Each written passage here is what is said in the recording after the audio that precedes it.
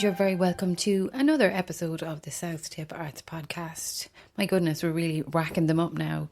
Clonmel World Music was established, I think, in 2012, and I'm sure my guest will correct me on that if I'm wrong.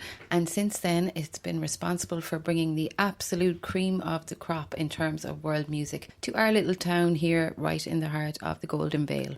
Raheen House, which is the usual venue, has over the years played host to some amazing musicians from Ireland and all over the world. Personal highlights for me are the chance to see Scullion, Birds of Chicago, I Draw Slow from Kildare, as well as Aidan Dooley's amazing one-man show Tom Crean Antarctic Explorer, which fell right in the middle of some pretty awful weather if I remember. But the list of acts goes on and on.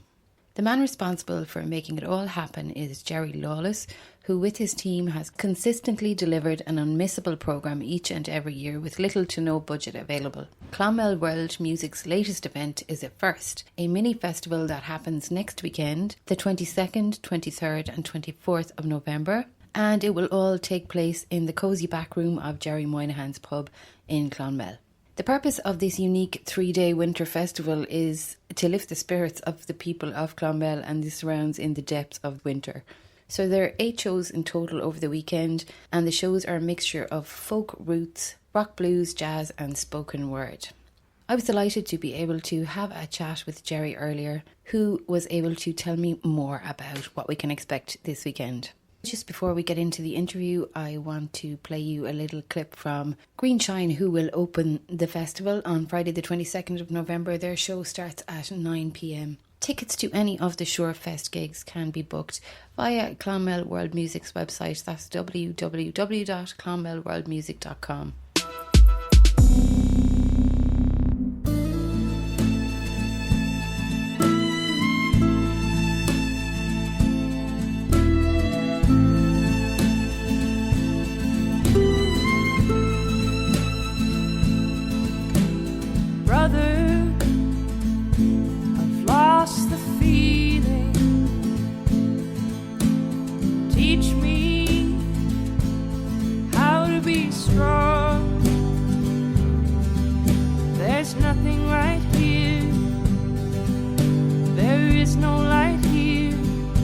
How'd it end up so wrong?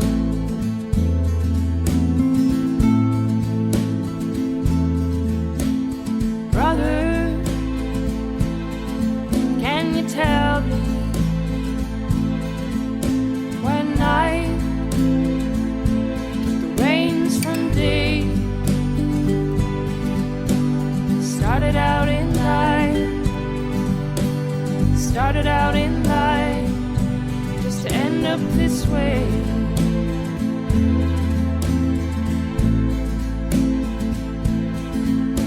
And each small choice I made accumulated weight, tipping over scales to the things I couldn't face. Brother, there's no way out of this bed that I have made. This bed is rest, this bed is peace, a welcome place to lay.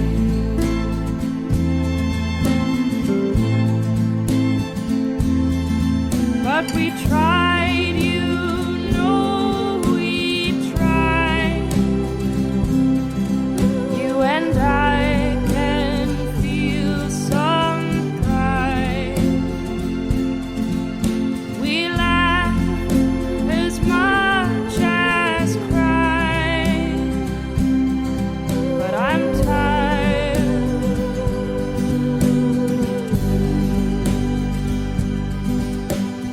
Right.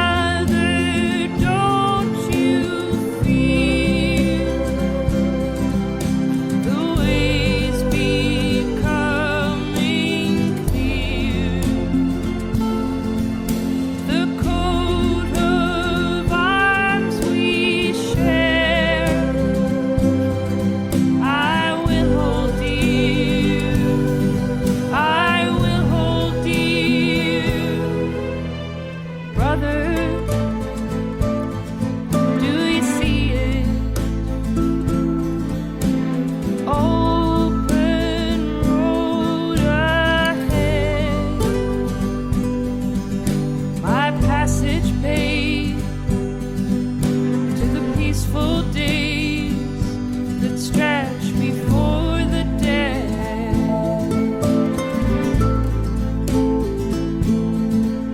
My passage paid to the peaceful days that stretch before the dead.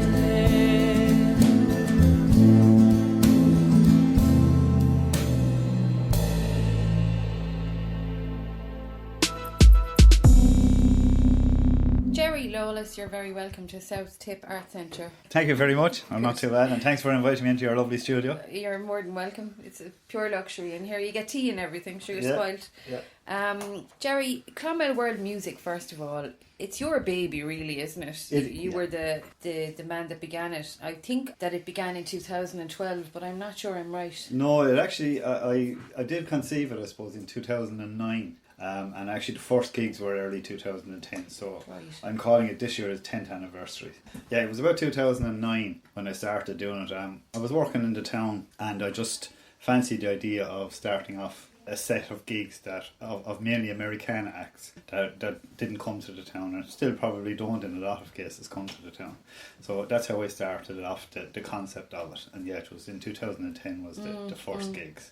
As I say, it's been running about 10 years now. I would say getting on to maybe, it's certainly beyond 50, getting close to 100 shows that I've put on over the 10 years.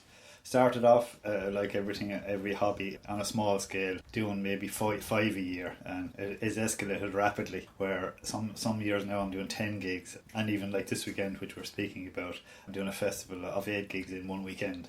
So Do you know, it's really brilliant because you put so much work into it. And I know you're not alone in it. You've got people that help you, don't you? Yes, I do, yeah. But it's very much done on a voluntary type basis, isn't it? Oh, absolutely. Yeah, like absolutely, nobody, you've got no budget, you've got no funding, No, you've got no nothing. no. It's just pure love for music. It's a wing and a prayer, seat of the pants job. Which some ways I don't mind it, because it gives you a little bit of an edge in a sense of there's no cushion or there's no fallback of funding. No, I wouldn't ever say no to funding, but it does keep you on edge in that you have to basically put bums on seats to cover the costs of it. The cost of the bands, the cost of the hotel, the cost of meals, everything like that. So it gives you a little bit of a competitive edge, I suppose, which isn't a bad thing. Yeah. I suppose in the beginning it was probably hard to sell the tickets, but I'd say now you're finding that you have the opposite problem. Yes, I do. And what I've actually done as well in the last couple of years is I've got a website, which is actually, I find, is very good now. So I can actually sell tickets online, and I find that have some gigs you might sell, maybe nearly half the gig might be sold online, and that's great because it's sold beforehand. Because traditionally, and the way I mainly still operate is through the mailing. I would have a mailing list, which is certainly a few hundred at this stage, of people over the years who have come to gigs, or people who I've coerced to go onto the mailing list. And literally I send out a mailing list maybe a week before the gig to the mailing list, details of the upcoming gig, and that's still the primary driver of the gigs.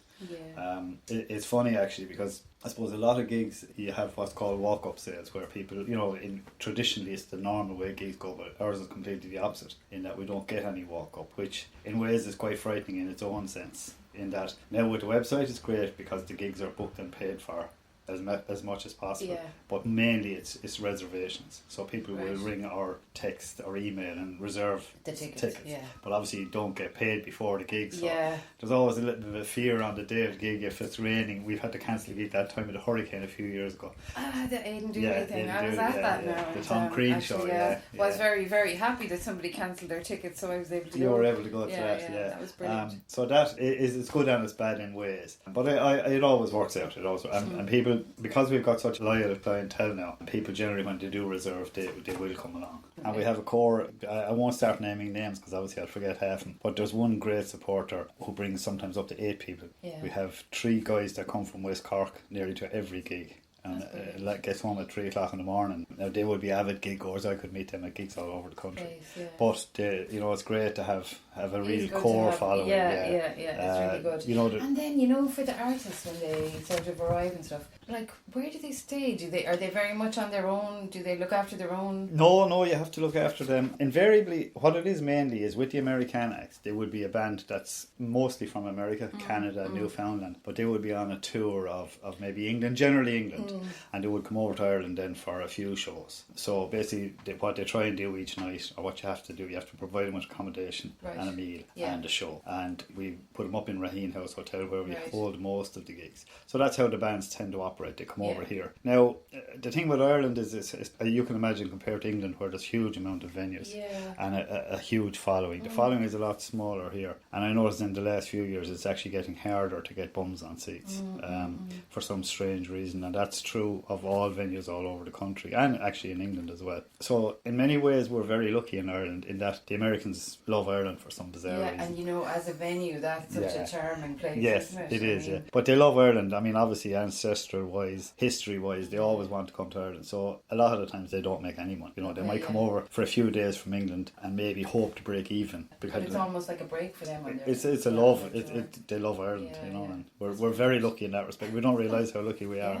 So it is great that they do come over. And we generally, I run the gigs here in Clonmel, mostly in Raheen House Hotel. When I started it in 2009, it was always the first one on my list in terms of a venue because it's a lovely venue. It's the perfect size and also it's private in a sense of it's not in an open pub situation. You know, it's a back room, it's a function room. It holds over 100. The layout is lovely. The stage at one end, you have the toilets and the bar at the other end. So there's no real and even people you have walking. That door if it's warm. And the garden is there. Yeah, you have. It's a lovely venue and it's quite private in that during the week you tend to have the room to yourself, so it's a lovely venue really, and the acoustics in there are lovely. It's got a low ceiling, it's got a copper roof actually with plasterboard inside, but it's really good acoustically and it's got lots of timber in there.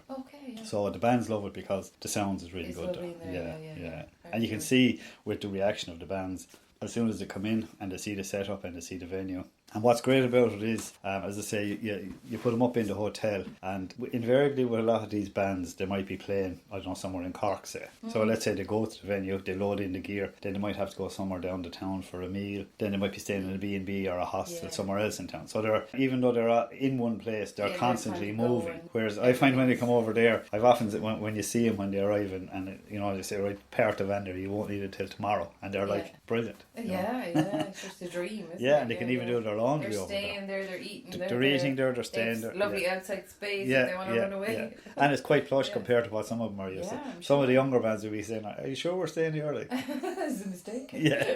So it is a lovely it's a lovely venue that way, So, the Suirfest, how did you come up with that idea? It's really good this time of the year now. We all again, another mad notion because I've been doing the gigs so long. I suppose from time to time it's nice to do something a bit different. The gigs run like clockwork almost now in a sense of they're very regular. I know exactly what the routine to go through for each one. So I do like to come up with some mad ideas from time to time. So I just thought, why not do a festival?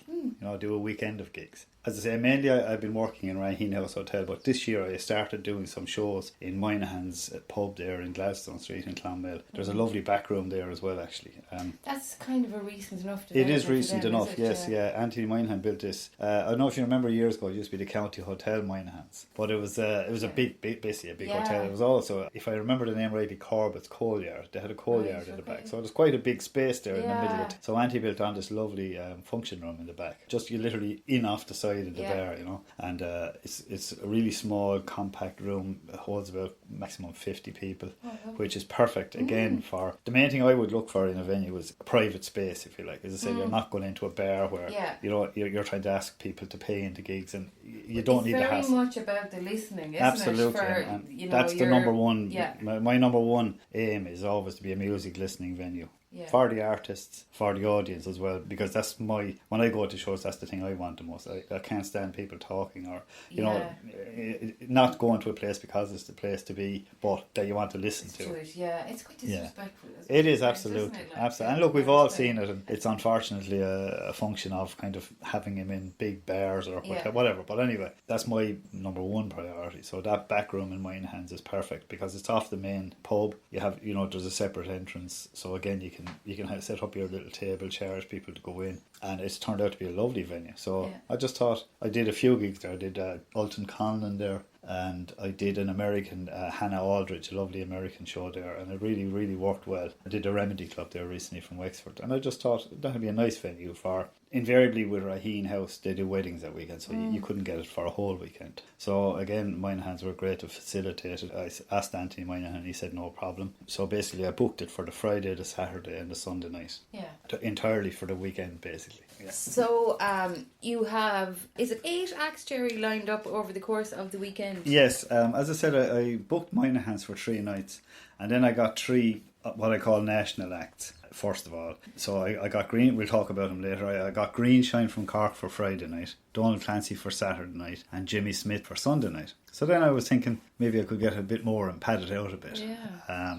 So yes, there's a total of 8 acts between Friday night, Saturday night and Sunday night. 5 local acts and then the 3 national acts. So that's how I kind of have a national act headlining each night, and then I have the local acts in between each one, if you like. So Greenshine are going to kick off the festivities. Yes. On the Friday night. They sound lovely. I love Greenshine, yeah. Greenshine are a family band, actually. There's Mary Shine, Ellie Shine, her daughter, and Noel Shine. Mary Green would be more well known as Mary and Noel are really singing for a long life. Noel actually was the founder of the Cork Folk Festival, which I only found out recently, and he actually played with Makem and Clancy as a session musician years ago.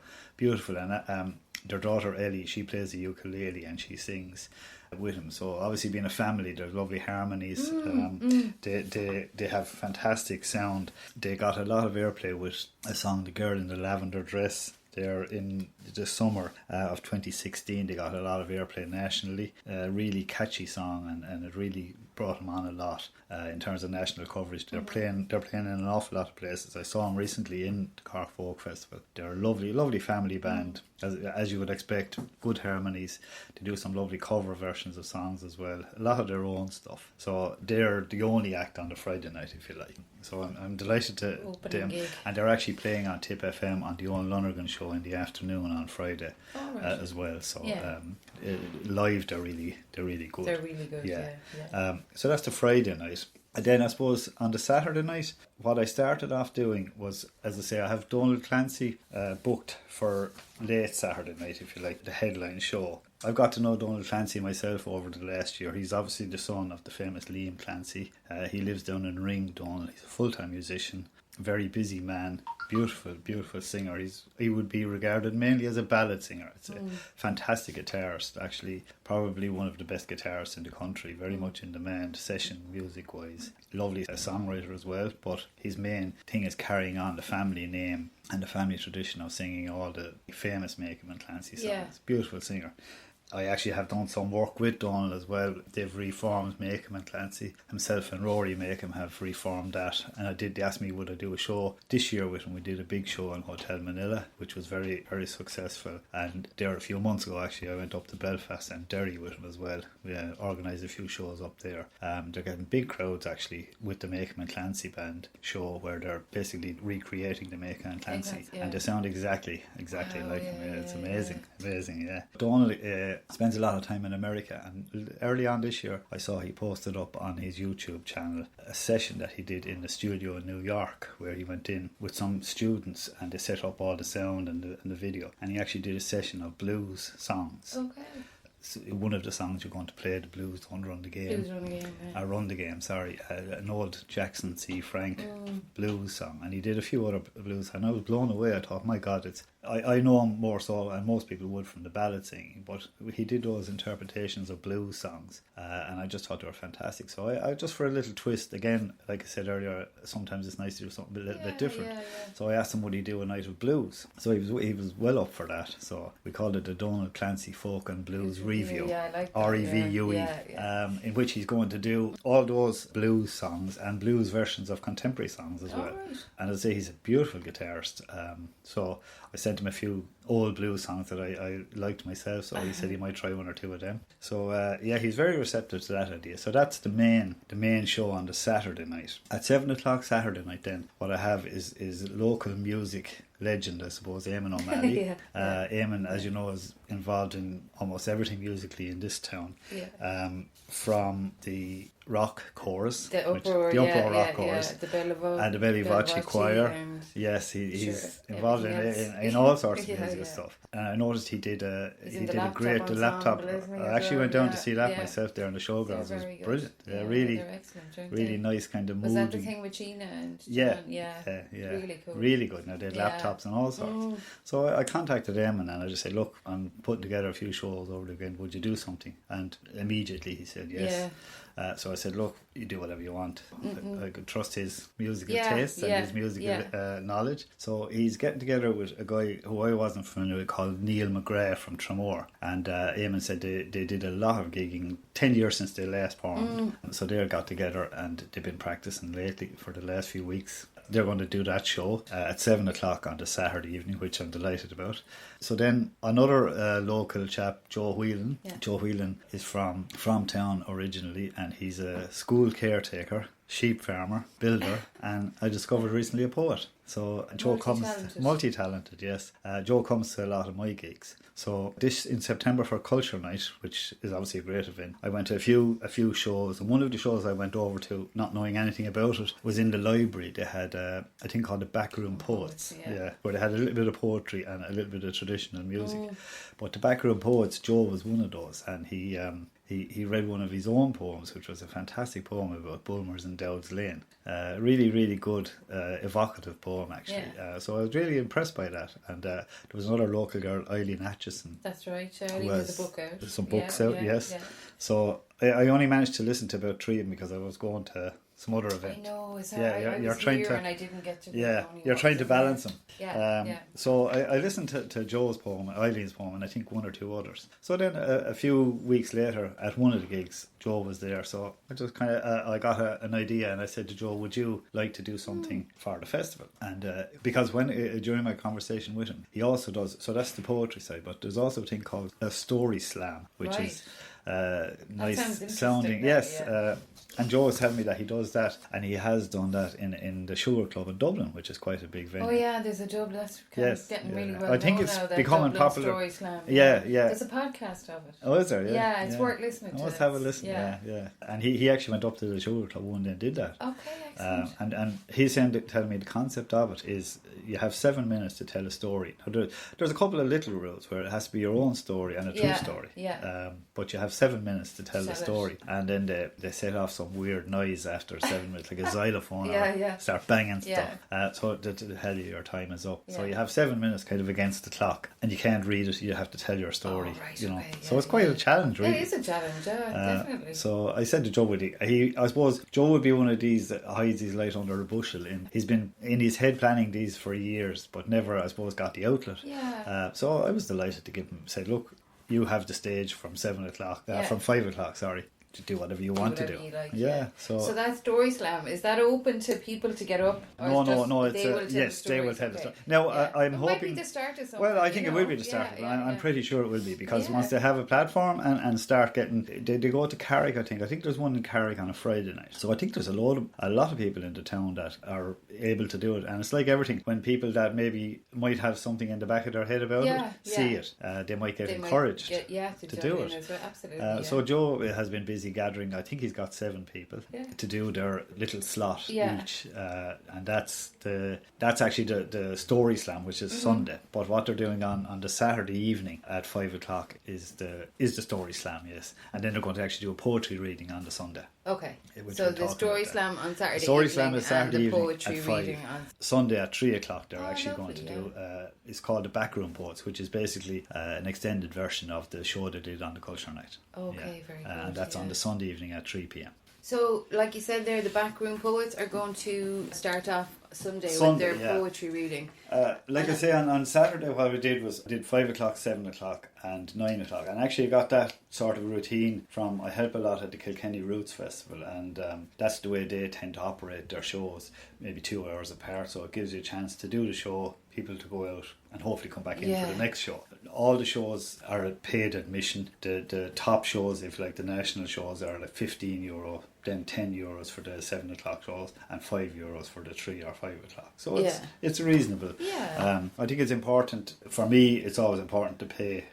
I wouldn't be a great fan of free music events, in a sense of when you don't have funding, to cover the cost of the weekend. And also, I always find if people pay for music, they appreciate it more. They do. For events, anything people pay there's for, a they value, appreciate it more. Yeah. And there's a value on the artist's time as well, by getting people and to pay. rightly so. I think so, yeah. So what we have on the Sunday then is, I squeezed in an extra one Sunday. We have 3 o'clock, 5 o'clock, 7 o'clock and 9 o'clock on Sunday. So I kind of had jazz as my theme for Sunday, which was the last 2 shows at 7 and 5. But then I started off at 3 o'clock when I spoke to Joe Whelan, and we did the Story Slam on the Saturday. Then we're going to do the Backroom Poets on the Sunday at 3 o'clock. And again, it's going to be I think Eileen Atchison is in it, so it's going to be a collection of poets, or a gaggle of poets, or whatever you call it. Whatever you call it. Yeah. A cohort a murder of poets. Whatever you call a collection of poets. So they'll do their show at 3 o'clock on the Sunday. Then I have 2 local lads, Alan Atchison and Ross Boland, at 5 o'clock on Sunday. Alan and Ross, I've seen them over the years. Like, we're lucky in Clonmel, we have a good local music scene. Alan and Ross have been around the music scene in Clonmel. I've seen them again at the Junction Festival this year, and they're great. Alan is quite enigmatic musical with his guitar, and Ross, I think two of them sings, but Ross certainly is a singer. And I approached Ross and told him what I was doing, and he said he'd love to put a show together. He said they have about 45 minutes of solid material. So they're going to come on and do their thing at 5 o'clock. So then I suppose the jazz theme kicks in then after that, and I have two acts after that, which I'm very excited about. At 7 o'clock I have a band called Electric Orfeo. Electric Orfeo are a local band. They're consisting of Stephen McGrath, who obviously is well known to play with Crowback Chicken. We have Sam Barker, and we have Gev Barrett on drums. I asked Stephen again, met Stephen for a cup of coffee, told him what I was doing. They had already performed Electric Orfeo at this year's Junction Festival for Clonmel. I didn't actually get to see that show, I was gone to another show, but when I asked Stephen would he do it for this festival, he was straight away, he was very enthusiastic, and they obviously have some material from the previous show, but they got together and they've put a set together, and what it is, he calls it they're a jazz fusion trio, which is quite cool, laid back jazz, which is ideal for a Sunday evening. Absolutely, yeah. And they actually put up a post this week on Sunday. They recorded a track in the Vincent de Paul bookshop down at the end of town. Right, okay. And it looks like something from those Tiny Desk performances in America. Actually, it looks really? really cool, Brilliant, with all the books in the background, and the drums and the guitars, and it's all instrumental. I don't think there are any singing, but it's really good laid back, cool jazz. Nice vibe. A nice jazz vibe, exactly.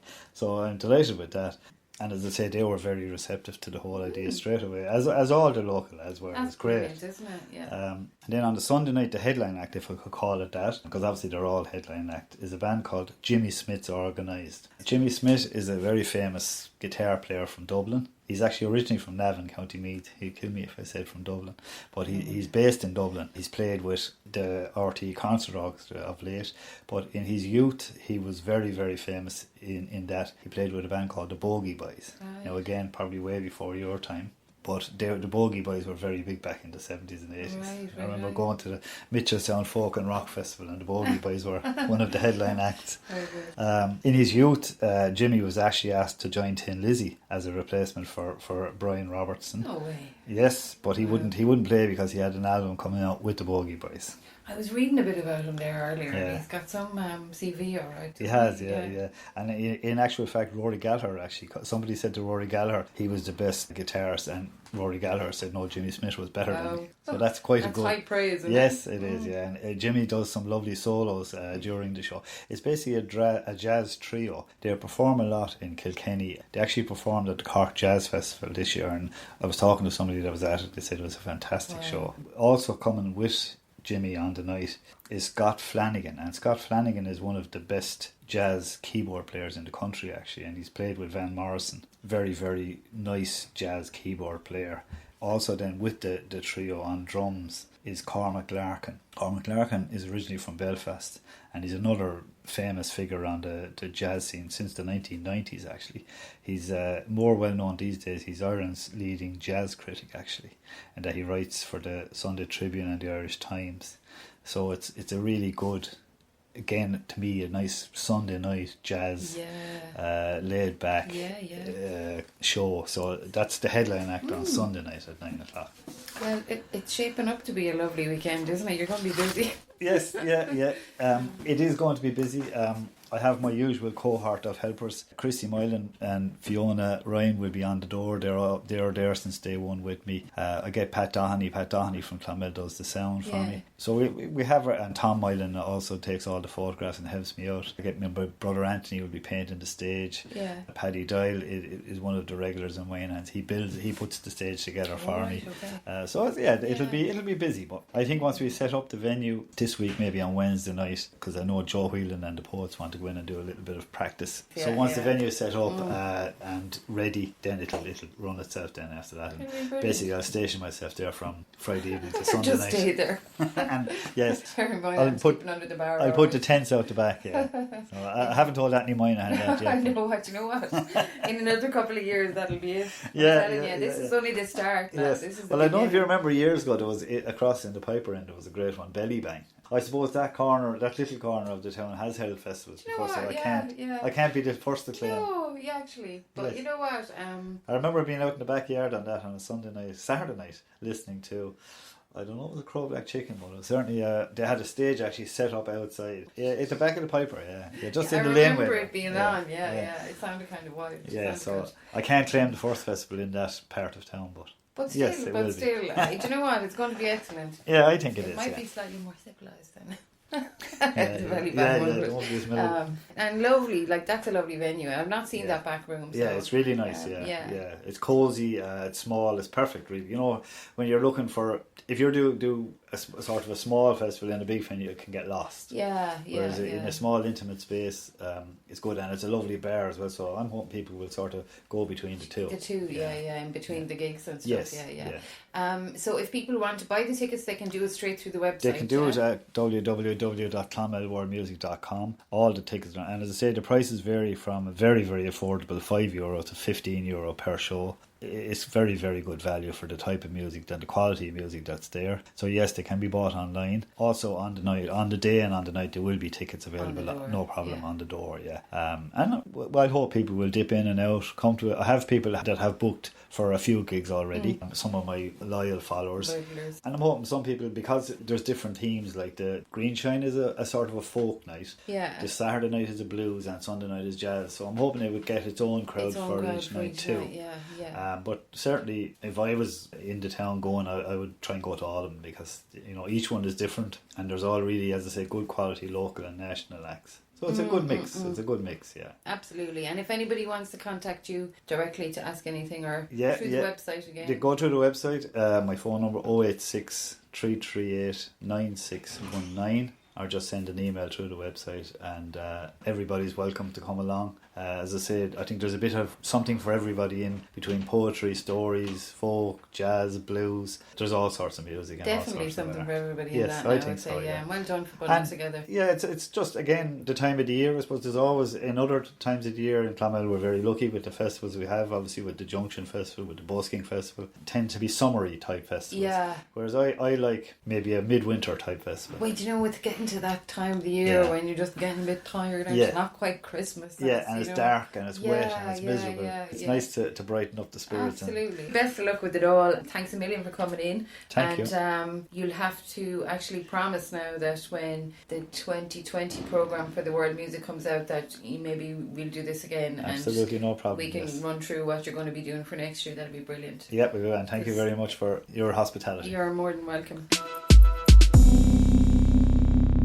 Just before Gerry there, you heard Greenshine, who will open the Suirfest this coming Friday night. That song was called Brother, and it's from their new album. Just before I say goodbye, I want to also play you another one of the artists who is featured. He will headline Saturday night. Donald Clancy is the son of renowned singer Liam Clancy of the Clancy Brothers, and since his father's death has focused his attention on the family repertoire of songs that he grew up with, while keeping the Clancy tradition alive with his solo performances. But as Gerry mentioned earlier, This performance will have a bit of a twist in that Donal will be singing some blues alongside of his usual folk repertoire. So that one is not to be missed.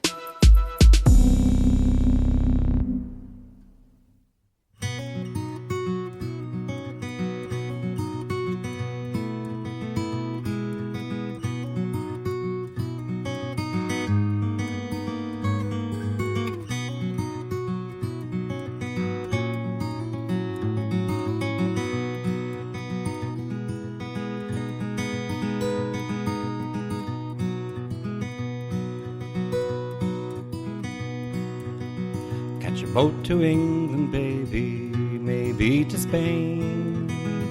Wherever I have gone, wherever I've been and gone, wherever I have gone, the blues are just the same.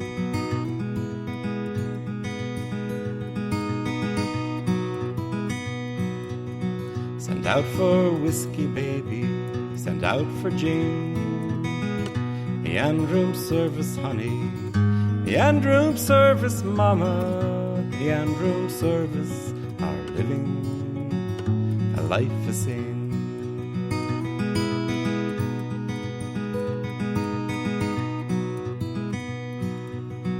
When I'm not drinking, baby, you're on my mind.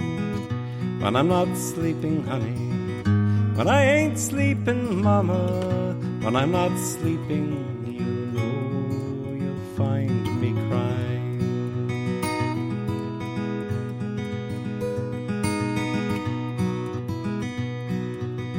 Try another city, baby, another town. Wherever I have gone, wherever I've been and gone, wherever I have gone, the blues come following down.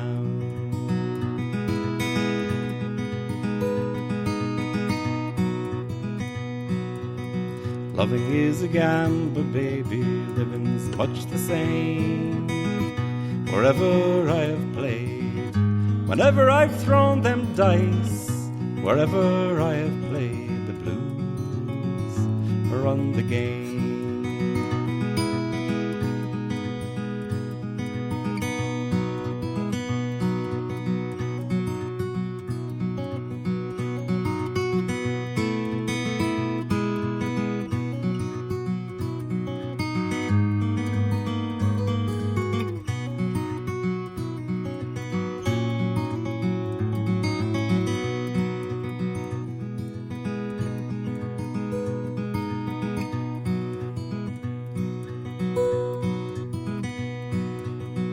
Maybe tomorrow, baby, someplace down the line, I'll wake up older, honey, so much older, mama.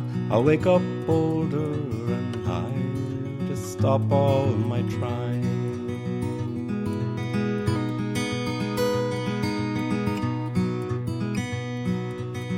Catch a boat to England, baby, maybe to Spain. Wherever I have gone, wherever I've been and gone, wherever I have gone, the blues are just the same.